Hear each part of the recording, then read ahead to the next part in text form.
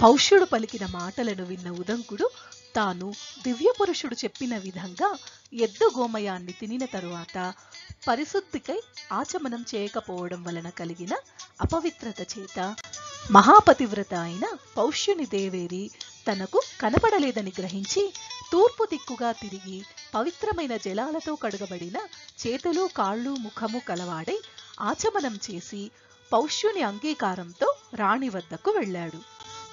పౌష్యుని దేవేరి ఉదంకునికి నమస్కారము చేసి తన కర్ణాభరణాలు ఇచ్చి ఉదంకునితో ఇలా అన్నది: సూర్యునితో సమానమైన కాంతి కలిగిన ఓ మహాముని, ఈ కర్ణకుండలాలను తక్షకుడు అనే సర్పరాజు తాను పొందాలని కోరుకుంటున్నాడు.